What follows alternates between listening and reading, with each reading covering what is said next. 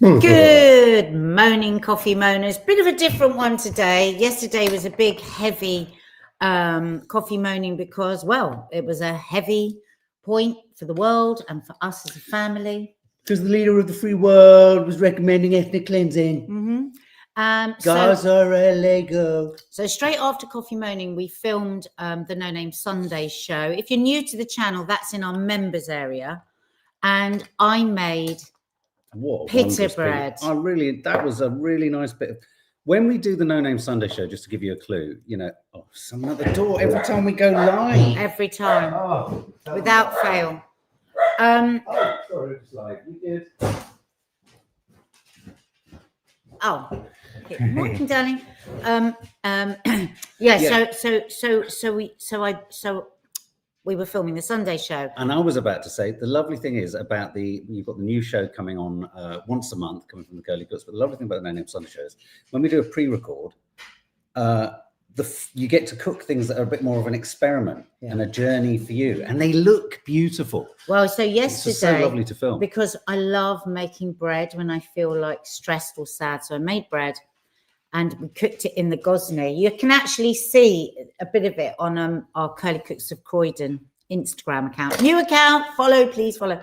But anyway, so it was so delicious. So we were so sad as a family yesterday. So my mum and dad, who live next door, came over and we had hummus and we had pita bread and we had spicy lamb and we just took the world to pieces. Can I just say that I was a little bit disappointed because when I came in, when your parents were already here, I didn't get offered any pita bread.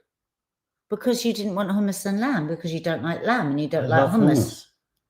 You don't like hummus. I sat looking at your dad's plate like he often looks at my plate. God, well, I wish, because what I had to do was cook you steak and shiitake mushrooms. Which was delicious. With a rocket salad. No, I loved it, but I was looking at his hummus thinking, what a start. You little shit. It would have been so easy for me to have done 4 hummus and lamb. I was thinking that soft bit. Forget pita breads you buy. Forget them. This bread, oh my God. They're not, these were not espadrilles. But also, I just want people to just have it just as it pops out the oven. It was lovely. These were the Uggs of pita bread, weren't they? It soothed our soul, though I did towards the end when I was putting them in, I started to get really upset, didn't I? Because I just thought of people in Gaza not getting bread, and I was like, oh, this bread. So it was a really mixed, emotional day yesterday. So we thought we'd do a bit of a different coffee moaning this morning because we were like, oh, what story should we do? What story should we do? And we'd both been sending different things. I was in the bath. Some were serious. Mark was sat outside the train station with Maddie waiting for a train to come. And so I said, why don't we show them just the sort of stuff we've been we all do it, don't we, these days? We all pass each other memes and silly stuff and interesting stuff. So I said, why don't we show some of that? Might be something we could do quite regularly. Well, it's a little bit like a sort of more grown-up version of funny shit in the No Name Sunday show, because Maddie always pulls together sort of once or twice a month the really, really funny stuff. So we've got some funny clips, we've got some serious clips. We are also going to talk about a topic or a story that we wanted to talk about a few days ago, and it's in the title: what 100 days without alcohol actually does to your body. But also what it does first of all, I would like to say, number one, because everybody's always looking to lose weight, you do lose weight. And we'll talk more about that regarding dry January as well, because but anyway, so what do you want to talk about first? Do you want to start with something funny? Say yes or no. Say yes or no, something funny. And if it's not funny first, we can have funny later. We've got some, when I say serious, we've got some things that we might have more of a chat over. Well, and some of them, I've got a couple that actually speak back to, but in quite a sarcastic manner, to the Gaza crisis. Funny. Okay, funny. Here we go. Watch to the end. Which? This one. Okay. No, do not feed the zebras. Do not feed the zebras. It says don't feed the zebras. Oh no. Oh no. It says don't feed the zebras. Oh my God. Okay, so no one. Julie, look at the baby cow. Oh my God. Look at this. Oh my God, I can't. Oh, I can't even move. Oh my God, Julie. Where's he come from? That's not a zebra. fucking hell? It's frightening, man.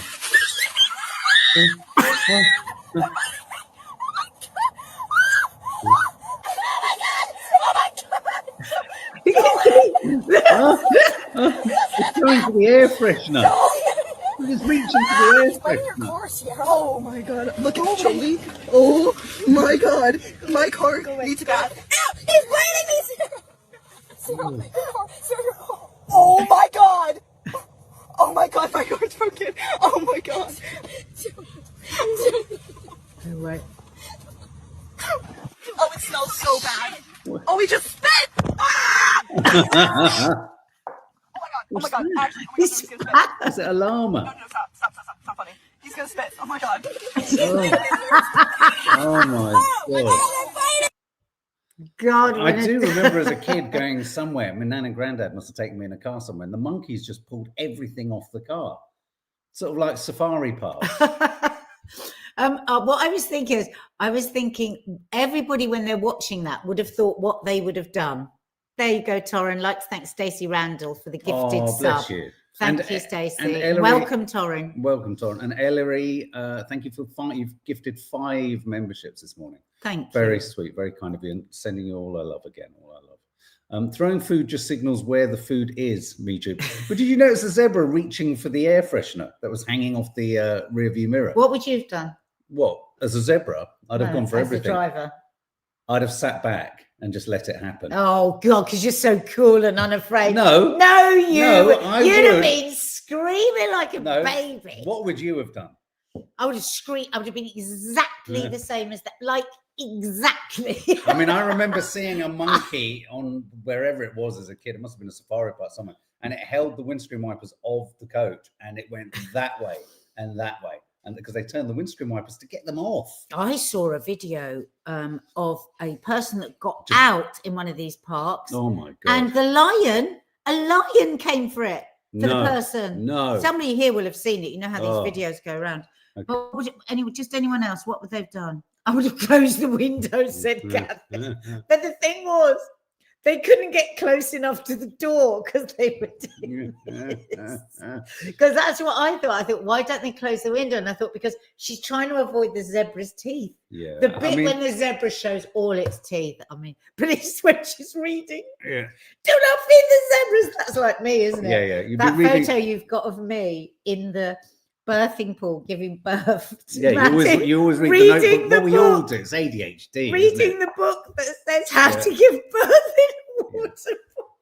It's so funny. So funny. Always a little bit too late. Okay, this isn't funny, but this is odd. Watch this footage of Scarlett Johansson at a premiere 13 years ago. Touring tonight. Valentino. And what was the highlight of the evening for you tonight? Philip Seymour Hoffman winning for Best Actor for a Drama. Very exciting. I think. What's he doing? I can't see it. Watch this woman on the right. So she goes to walk behind Scarlett. Yeah. I'm sorry for you on podcast. And if you watch, coming out the other side, where has she gone? Oh my God. 19 years ago. She disappeared. 19 years ago, a woman disappeared behind Scarlett Johansson at the Golden Globes. And no one knows where she's gone. But you know what? I noticed something weird about that clip. Scarlett Johansson was talking so slowly. Because they slow-mode the second clip of her talking. No, they showed the first clip and then they showed the second clip. clip. First clip, and I think it's because they've done something funny with the video. Still, nobody knows where she is. For anyone watching on podcast, a woman walks behind Scarlett Johansson and she disappears. Now, I'm not making things serious quickly, but I just want to show you this clip, which I thought was very entertaining. It does speak to Donald Trump's ludicrous suggestion about ethnically cleansing Gaza. Listen to this. This is called pastiche. This is called satire. This is what I did last night. Check this. This morning, China is going to take over the Palisades and own it. They're going to occupy this land and build unlimited amounts of housing and provide jobs for people in the area. They said that Mexico and Canada are going to take in the people from the Palisades while they rebuild that land. That area is absolutely devastated, and the Palisadian people don't actually want to return to their land, but but the reason they're not leaving is because there's no other option. Many countries have reached out to China willing to take in the Palestinian people, so they'll be fine. But what's important is to get the people out of the Palisades as soon as possible because it's too dangerous there. There's too many fires, too much looting, and China needs to rebuild this alone. Something has to be different in the Palisades or else it's just going to be the same way it's been for the last 100 years. China has said this land is beautiful when it's cleaned up, of course, and it can be built with beachfront properties. I think we should be grateful to China because the people of the Palisades now can never go home, and they don't want to go home, so thank you, China. Now, my hope for this is it will be part of a larger peace process that will end a tariff war between China and the U.S. and the animosity between these two countries. It's a bit like the one I did last night. I did a complete satire of it. I spent the whole day just, what am I going to do? I wanted to do a rage rant. I wanted to do this. I wanted to do that. And then in the end, I did a piss take. My mum and dad loved it. You know? I mean, I think it's a really important thing because to show how ludicrous and it also, is. I mean, I think I've used the analogy in the past of the Isle of Wight. You know, so an occupying force occupies the Isle of Wight. You only have to kind of translate it to your, a familiar space that's in your own country to get those absolute kind of more moronic, dead-headed twats. That's why we need more satire. satire. No imagination. That's why in the end, the only way I could do it on my Instagram was as a satire because it is so ludicrous. Yeah. And actually, you can hit more heads, hopefully, when you show the absurdity of it, Which kind of brings us kind of chillingly to this, if we're talking about satire and comedians. Yeah, this morning. Trump today threatened to take away the free speech rights of private television networks who air comedians who criticize him. Trump wrote on Truth Social that he is going to make Comcast pay a fine of some sort for airing the comedian Seth Meyers, who during his late night show criticizes Trump. Trump says that apparently that's not allowed anymore. It won't be allowed in Trump administration, that Comcast, quote, should pay a big price for this. That would be the president of the United States threatening political retribution against a private company, and that these guys should be paying a lot of money for doing this. So just to recap, the incoming president of the United States, who won on a platform claiming that there wasn't enough free speech in America, right? That's what Elon Musk has been claiming as well, wants to come in and punish private television networks who air comedy shows who air jokes that are critical of Donald Trump are now going to be illegal in some way in America. But that is the power of comedy. Satire, what we've just said, just comedy is the way that you can reach people. I've actually watched, I think Seth Meyers is a genius. I'm going to put the link under here of last night's one. Genius again. Did you see it? No. It's just fantastic. And then yesterday I was watching The Bulwark. Follow them on YouTube. They do some really good stuff. And they were interviewing Ben Stiller. And he said to him, the interviewer said to him, are you feeling it? It's only been a week that Trump's in, really, but are you feeling it yet in Hollywood? Do you think this is going to suppress creativity? I expected Ben Stiller to say, it's only a week. He did. He said he confirmed it. He said, there's no way that we're not having that in our thoughts, that we could be punished, that you could be. Yeah. He didn't say taken to, thrown in jail, but that sense that there's real fear. And of course, we know that Trump is sending Mel Gibson, John Voight, and Sly Stallone down to do his dirty Hollywood work. Mel Gibson, who looks like he's on some sort of never-ending trip. Mel Gibson's eyes are on a helter-skelter trip all of their own. Who actually, when talking about Trump going to the Palisades, he said, "Daddy's home," and he's taken his belt off. But Seth Meyers, most of you will probably know who he is. He's a comedy genius. He has millions upon millions upon millions of fans, and Trump wants him to shut up. Now, if that's not dictatorship, just quickly, sorry. Years ago, I had a Moroccan boyfriend, and I went to Morocco, and every house we went to, and every one of his relatives, I noticed that there was a photo of the king or a painting. I was like, oh, it's great. I mean, people are really patriotic here, aren't they? But every single person who said, oh no, if you don't have one, you can go to jail. Right. mark my words, down the line, okay, you're not going to get thrown in jail, but I wonder if people are going to be asked to have a portrait somewhere of Lord Trumpton. That's what I'm calling him. Little Lord Trumpton. You see, I mean, I think Donald Trump is an entertainer. I think Donald Trump fancies himself as a stand-up comedian. He does. He is. Says he's sort of inadvertently funny. I don't think he ever aims for the gag that he's going and for. He never ever laughs. And I think so. I think he knows the strength of comedy because he likes to think he's comedic. And I think most of the best moments of his comedy are always inadvertent and off the cuff. But I think it is interesting. I think satire and everything is the way to tackle even the Gaza crisis. I think we've got to a point now where Zoe just said, angry rants, which have their place, you know, a sort of, I posted one last night, which was a pull together of me losing my shit about those celebrities who just won't say anything, even though they hate Trump, and they just simply can't call out ethnic cleansing when ethnic cleansing happens. But even in that, I was trying to kind of caricature the process, because if you go at it straight, if you go at it sort of, you know, with a sort of wholesome kind of authenticity, it just becomes boring and people do switch off. It becomes worthy. And I think satire and comedy, but I disagree with Ben Stiller. I think I've always felt when you have the most repressive, certainly American presidencies, I've noticed that the arts always flourish. Not necessarily, let me just caveat that. They don't flourish in terms of funding. They don't flourish in terms of support, nor necessarily freedom, but they flourish. They go underground. And actually, I hate to say this, the best thing for the arts sometimes, I can't remember who it was, but there was a filmmaker. There was a filmmaker during the first Obama presidency, and there was someone talking about the dearth of good plays that were on in New York at the time. And someone said something along the lines of, we haven't got anything to fight against.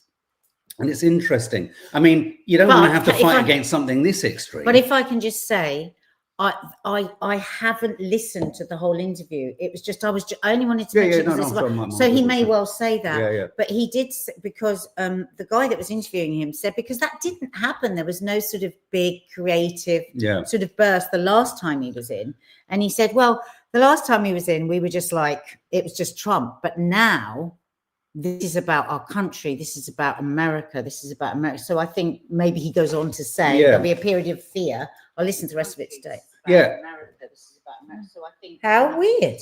I mean, and I also think it's not necessarily about. I'm not talking about suddenly comedy goes through the roof. I think creativity goes. You're right. Michi just said you get more dystopian output. You're absolutely right. With oppression. And I tell you why that happens, because I think so many people feel that the system disallows articulating how you feel. The media, literally, Nadia found a couple of pieces this morning of people in America protesting the Elon Musk purge of the civil service. And Nadia said in the bath, she said, why aren't we hearing anything from these people? And I said, because the media isn't carrying it.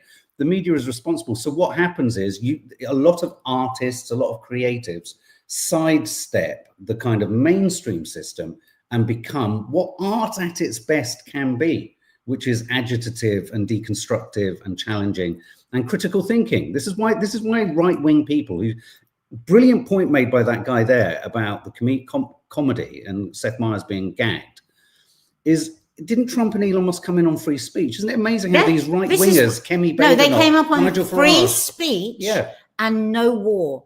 And Seth Meyers brilliantly last night showed clip over clip of Trump saying over the years, we are not going to be nation builders. Nation building doesn't work. Over and over and over again.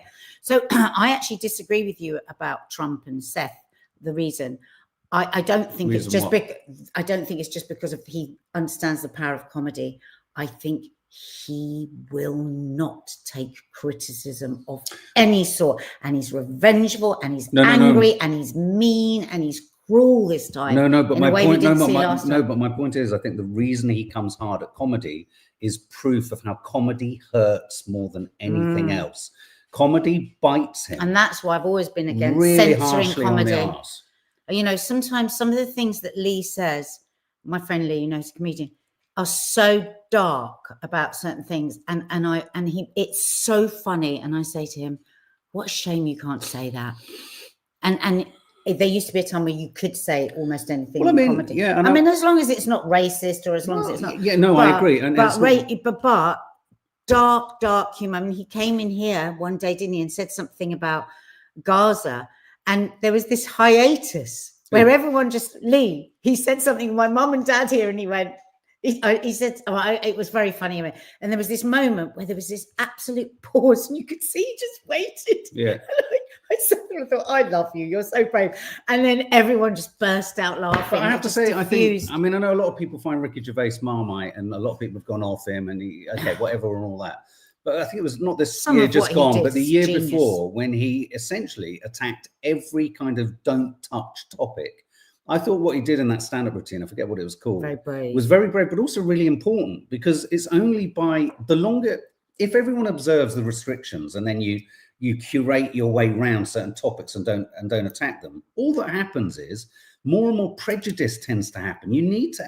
I do genuinely think comedy at its best is about lancing boils and letting stuff come out and be laughed about. Now, the downside of that, which is what I think the Musks, the right wing, the Farages are arguing, is let us be sort of misogynistic in comedy if we want to be in a club. There's some strange perverted truth in comedy, and it being allowed out in these environments means that it doesn't get pent up and held in. Yeah. But we have to, the left have to accept that means you hear stuff from the right. I mean, Jim Davidson still feels, Jim Davidson, I don't know if he's still around, still fills theatres. Yeah, but they all feel buttoned up and they can't say what they want to say. But equally, the left feel like they can't say what they want to say. So everyone's feeling the same effects either side. Right, let's have something a little bit. Let me just show you this. This made me roar with laughter. What did you say yesterday about Yoko Ono? This popped up. I was giving Mark a real a power talk, a motivational speak about somebody that he just does not need to be investing so much upset in. And then it was really quite serious, wasn't it? And then at the end I went, I don't care. Just call me Yoko Ono. I have never said the word Yoko Ono before in my life. He went, that's so weird. I was just watching a clip with Yoko Ono. I was like, you're joking. Yeah. Anyway, I haven't seen the clip. Well, anyway, a lot of you who follow me on Instagram, you know that I post on my stories. I think when I sometimes see my 6 stories splurge of a day or an evening, it is a real surreal collection of madness and silliness. Zoe says she loves dark humor. It's my favorite. Us Irish are big into dark humor. Yeah, out of suffering again, and appalling treatment. But anyway, I just saw this and I just really, really, really felt for Chuck Berry. I really felt for Chuck Berry, who was doing a session on TV in America years ago with John Lennon, and clearly Yoko was invited to the party. Oh, that's me. Oh, that was cool, man.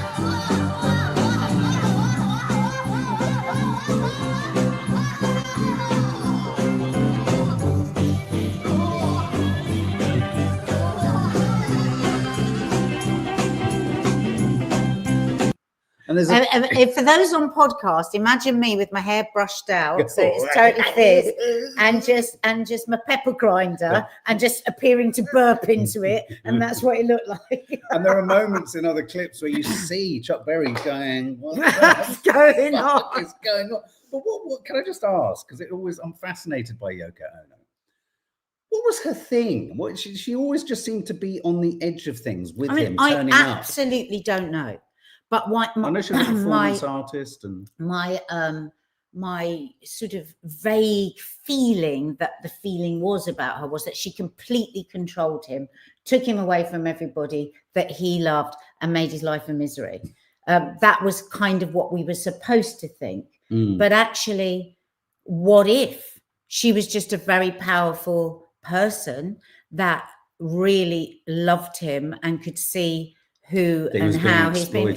We don't know. I mean, now I question everything that I've ever thought because I understand now how we're all so manipulated. I mean, there was a big. I think there is a huge exhibition of her works. Yeah, I mean, she was just not like anybody else. So everyone was angry with her. The way she spoke, the way she didn't please people. You know, the way she was just the person that she was, and she didn't fill in the gaps for other people, did she? No, Do you remember when they lay in bed for a month or a week?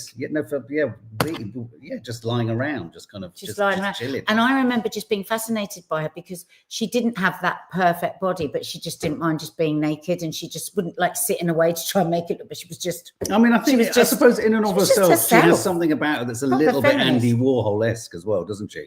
It's like nothing actually. If the fact that her art was often just, I thought, awful, but I didn't bother her either. But art is so subjective, isn't it? For some people, it meant something, and the thing is, we've been taught not to respect or actually to hate any women that don't look and sound and play the game like us. And I think it was that toxic masculinity again. We're always homing in on her. Or she might be in a right cow. You never know. You never know.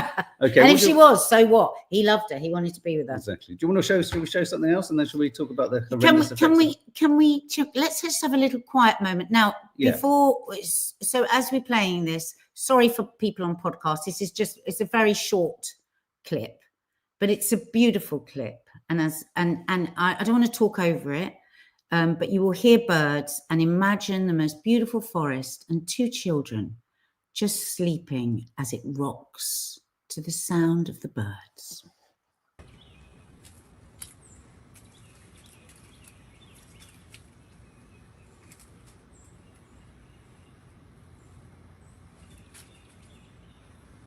Oh. Two little redhead beauties for people on podcasts, probably about 6, 5 and 9, asleep on a beautiful big rocking bed out in the forest. Do you know what I thought when I first saw this? You're not going to wholesome. Isn't it funny you thought wholesome? I thought Aryan Brotherhood. Why? Nature, wilderness. I was like, oh, this is. I didn't. I think it reminded me of the family in Zone of Interest. I want my children that age. I want to be just rocking on that bed with my children just sleeping. Doesn't that tell the difference between the two of us? Yes, so does that. But maybe because when I saw the film Zone of Interest, this is very much like the kids and the family alongside Alfred. Mark, so, mark it right. Before I go any further, Mark. And I do not want you to say a single word when I say this. Okay, keep your mouth shut. Mark is a genius, right? This brain of his, you don't even know a half of it.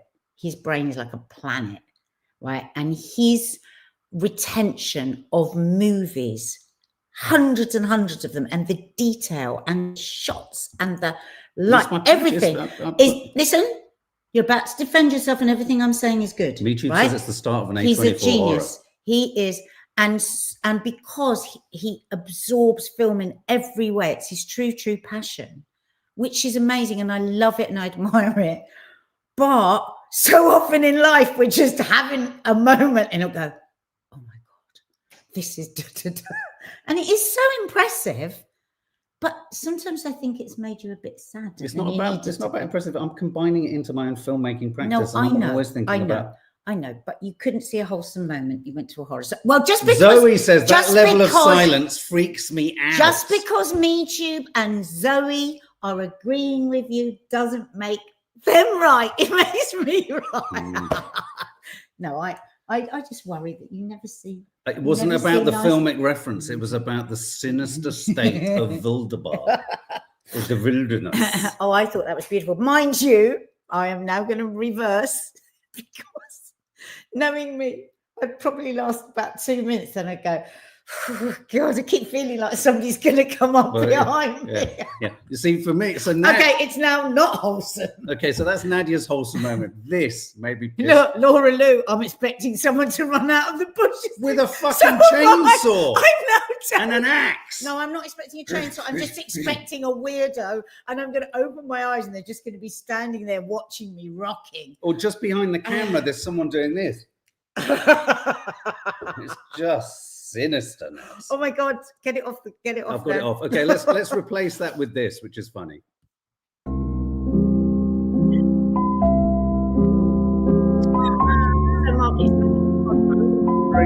Gorilla.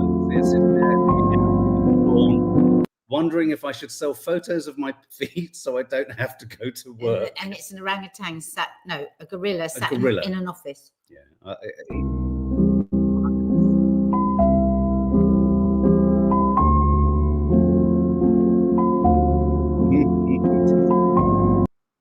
It's not the features. It's not the features. It's the essence. It's still quite insulting. A bit like mine is, on my dad's side. Yeah, I guess so. Did we have the woman, the amazing woman, talking outside? No, you didn't. Elon No, Musk? I didn't get that one. No. Oh, but I have got the amazing. Can I play that off my phone? Amazing Democrat congressman who. Well, should we let him do the speaking?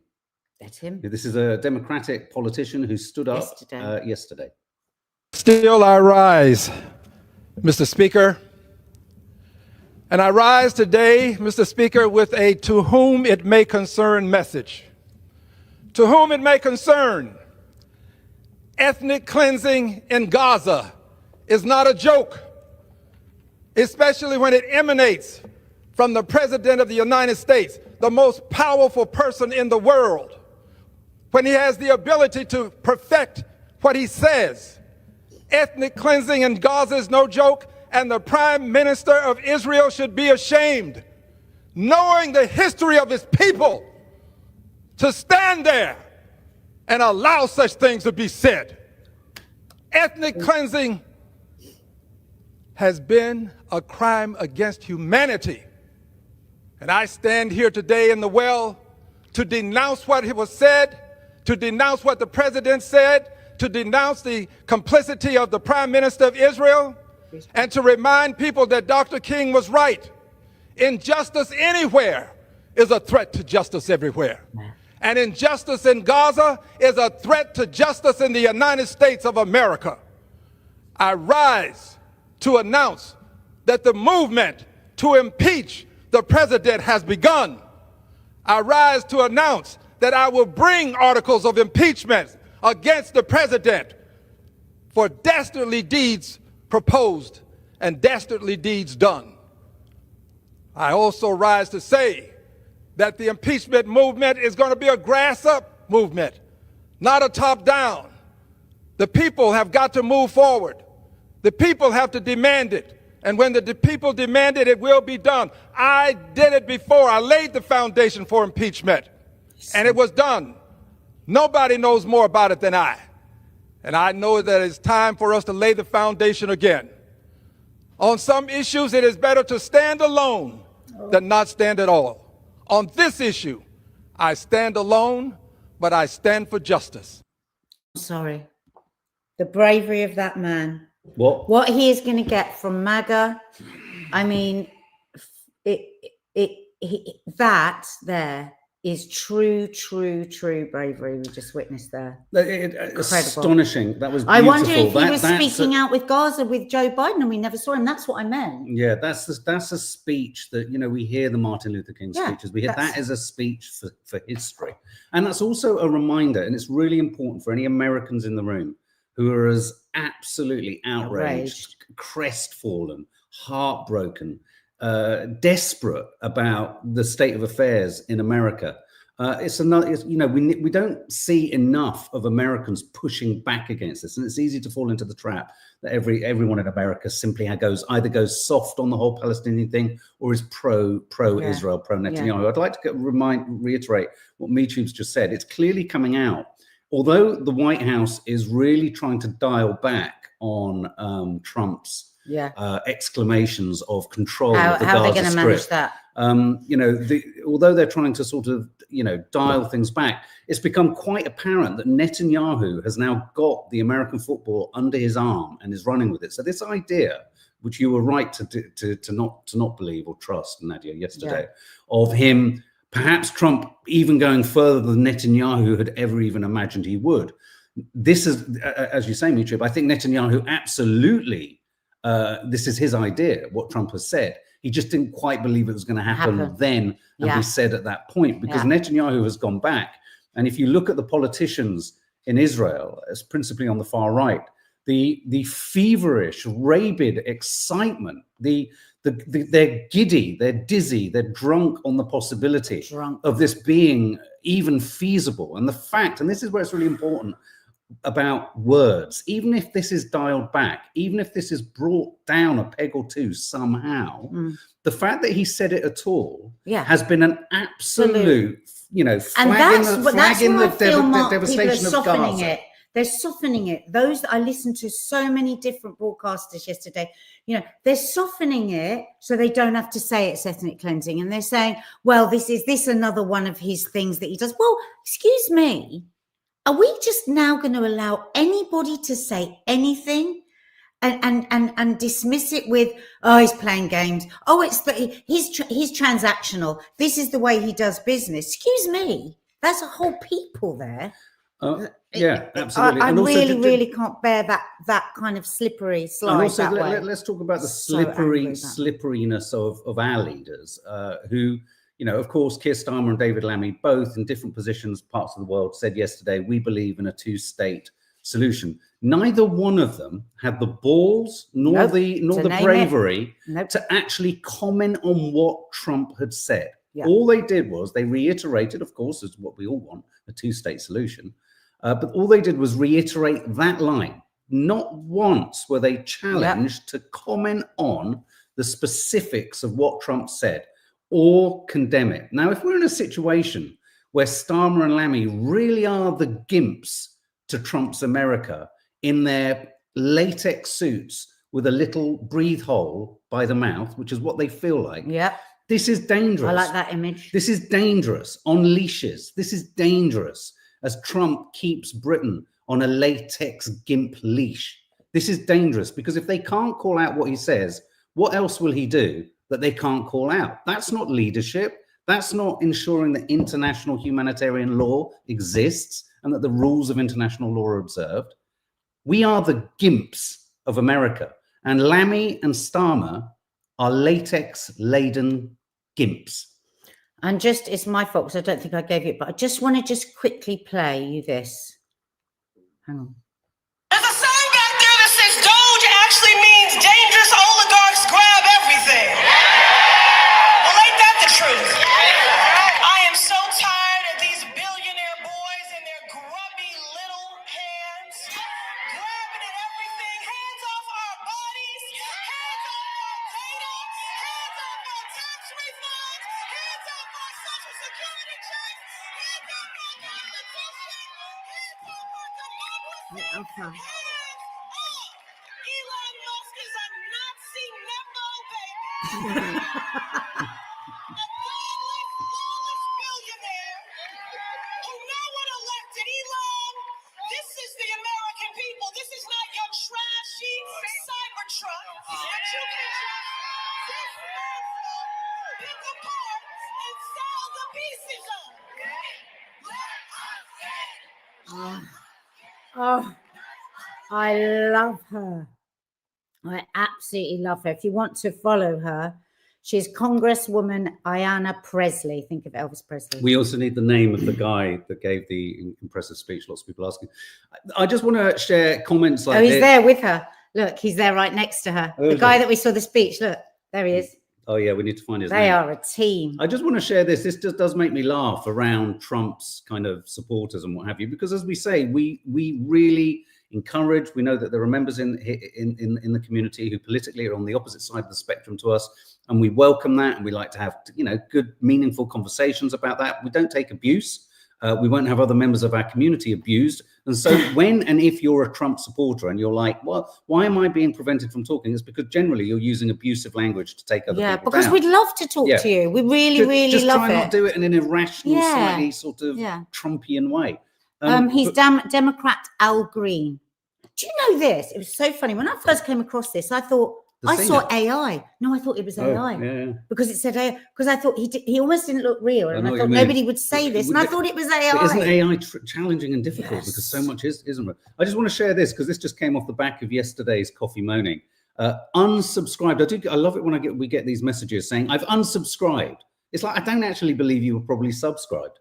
Put up with the anti-Trump agenda all last year. You guys obviously want this to be your echo chamber. You would benefit from watching the White House press briefings for clarity. Which we do. We have. And I have watched the press briefings for clarity. And it's as distressing and alarming as it's where we first learned that actually Donald Trump thought that $50 million worth of condoms had been sent to Gaza. Yeah. But actually it wasn't Gaza, Palestine, was it? Gaza, Mozambique. Yes. Yeah. And that was in one of the press briefings. The press briefings are fascinating. Oh, no, they're absolutely fascinating. We love them. them. But also the other thing is I am right up for anything that he says or does. For example, he did publish something today or last night about the increased rates of autism in America. He's encouraging RFK, is that his name? RFK?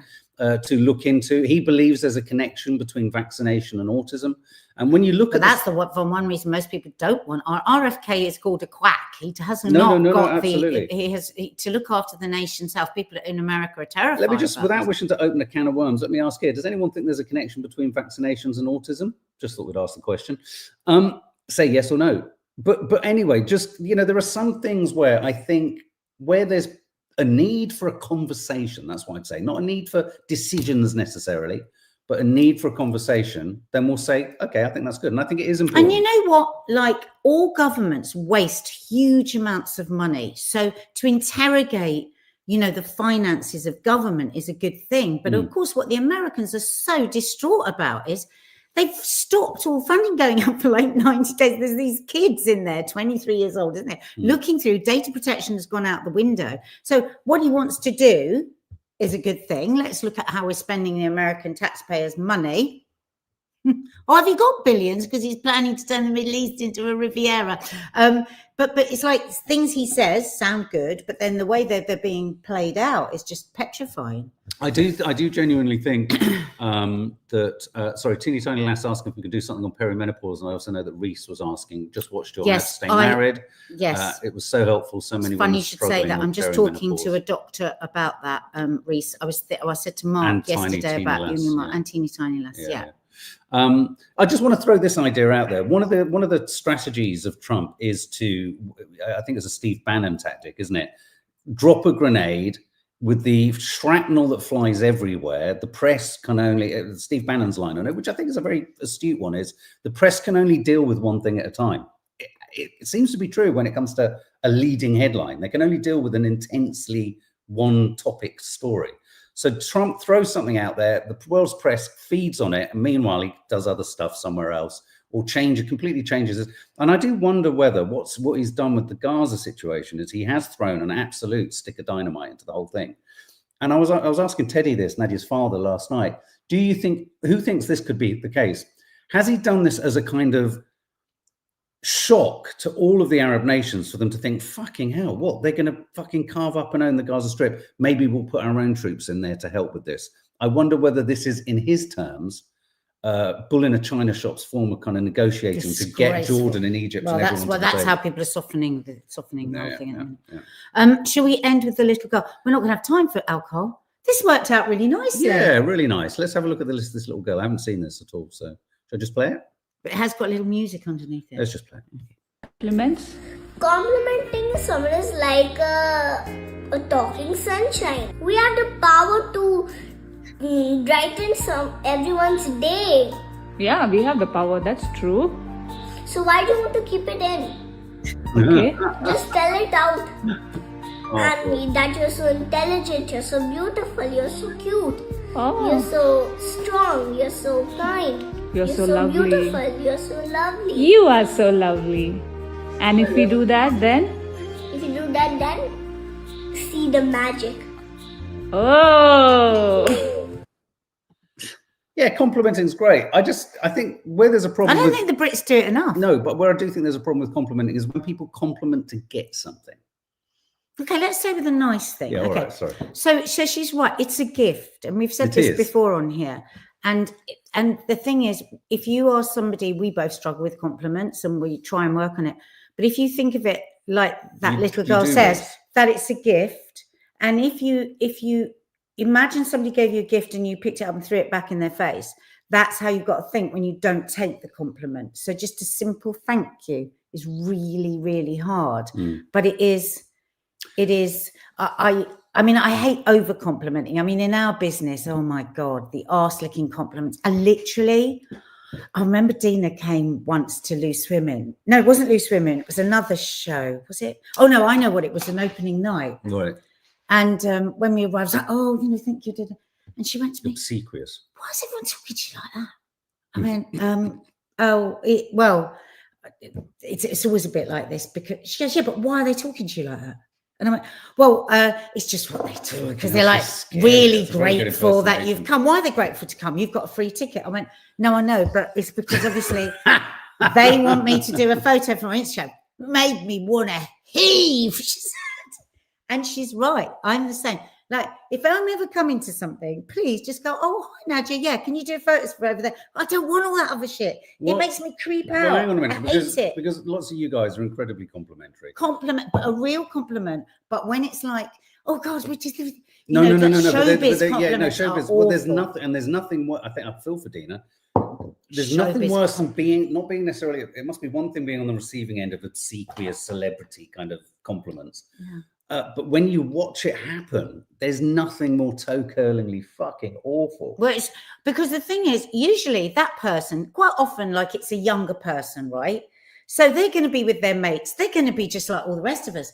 But somebody somewhere told them, if it's somebody off the telly, when they come in, you've just got to be so. It's like, I just want to say, just be you. Like, you know, I say, oh, your coat looks nice. If you think my coat looks nice, I mean, you don't have to do that extra compliment because it's awkward for everyone. It's like every researcher. But a real compliment where somebody just says out of the blue, apropos of nothing. Yeah, it's just a lovely thing. And also, I mean, like you get that sort of very, it's not their fault, but many young researchers, junior members of production are told, make sure you tell them it's going to be fun. Just keep making sure everyone knows things are going to be fun. But also the thing is, if they're worried about the people that are more unpleasant and the people that bully, you know, famous people that bully. But the problem is, bit of advice I'd give you here, if you do that to one of the bullies, they're actually worse. You have to be tougher. I really like, I I can't stand generic interactions with anyone, whether it be the postman, whether it be someone you're buying a coffee from. You're lovely with the postman. No, I said I can't stand generic. So every interaction or relationship with anyone you're very personal. who I'm buying something from or doing something for me or I'm working with, I will strive to make an individual connection. A little connection, for that moment. Exactly. And I think that's a really good point. That's what we've all got. All the family have this only connect tattoo. It's because, and I think that's a really good point. It's about making little connections. And that's what that little girl is talking about. It's the magic. So you do, you know, like, for instance, the way that you are with the postman, we've got lots of different postmen, you know, we're always like chatty with them. And then one day, one of them really was looking in at the gingerbread house. We said, oh, come in, take some photos. Little connections. The smile that we get every day from our postman, and our old postman that had to move on. Do you remember him? Yeah, absolutely. And you make a connection. Everybody feels nicer, and that's the magic of humanity, isn't it?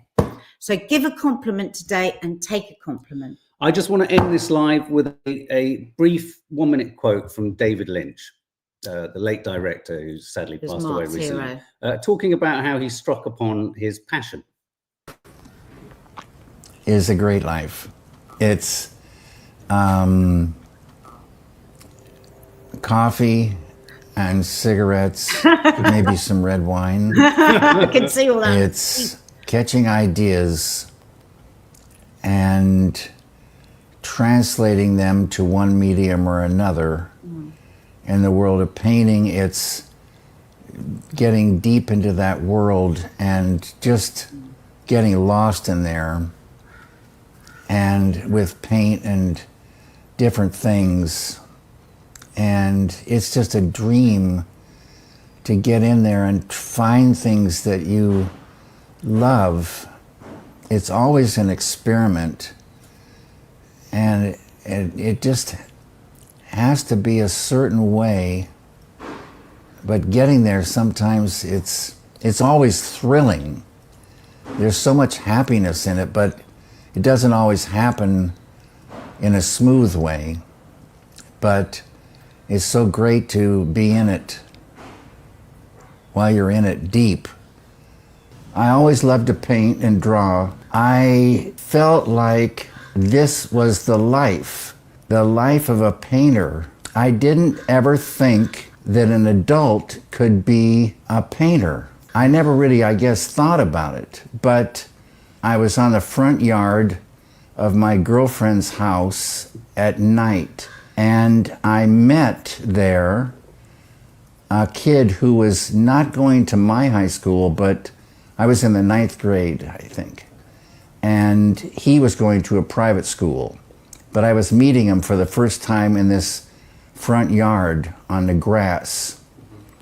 And we started talking, and during the talk, he happened to tell me his father was a painter.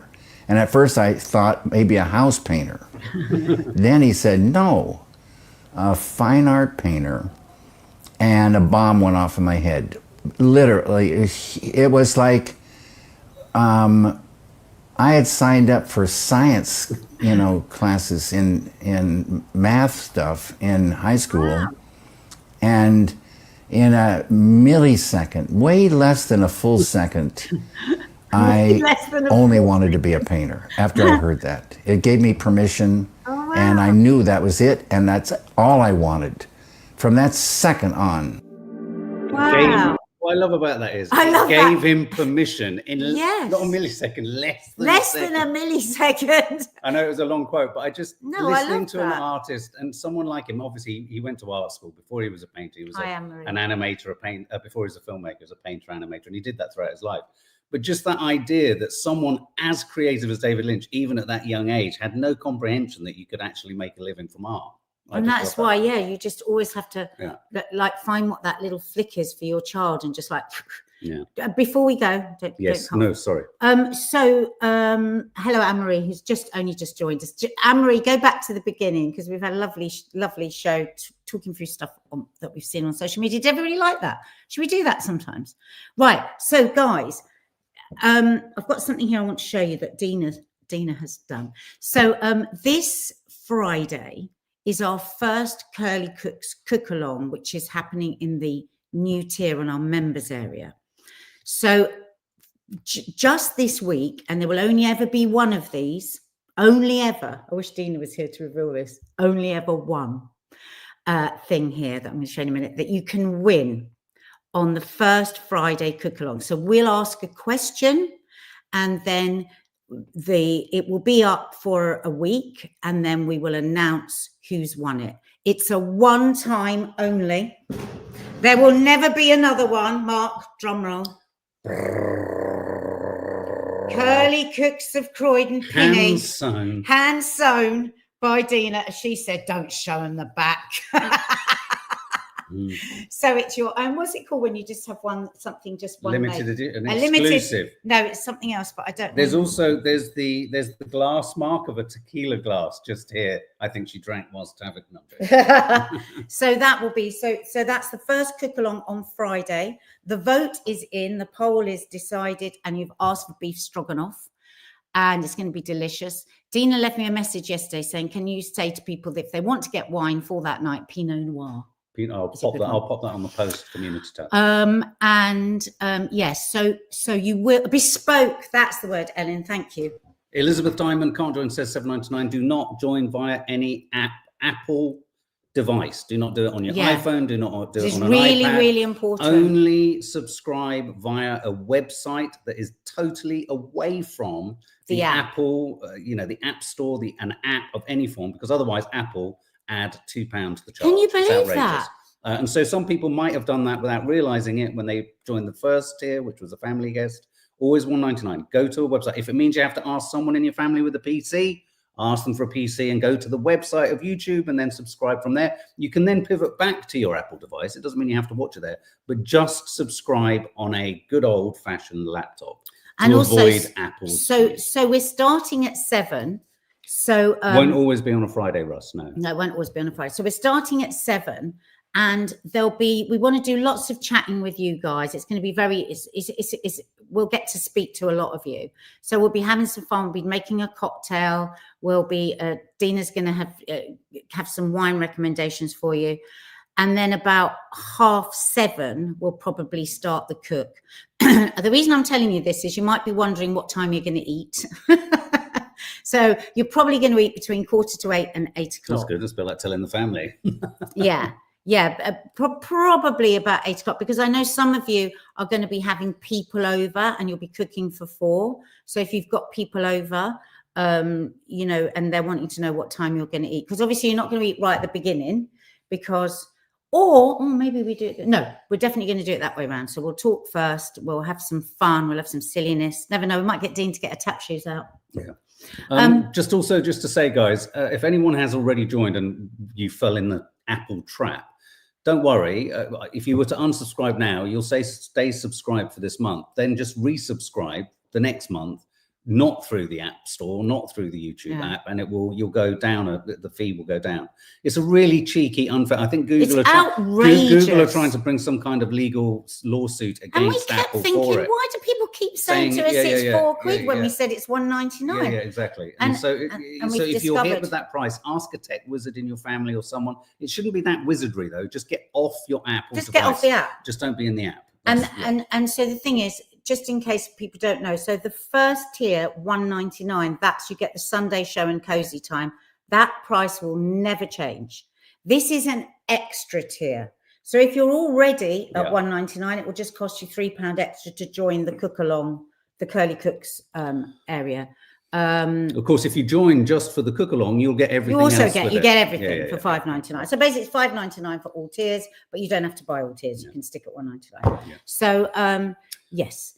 And what else? I think that's it. Someone just said then, and there is the power of art. Just listening to him reduced my blood pressure. Oh, that's a beautiful thing to say. It's so true. You listen. I find listening to filmmakers, artists, it just calms me because they're talking about something that is not solely commercial.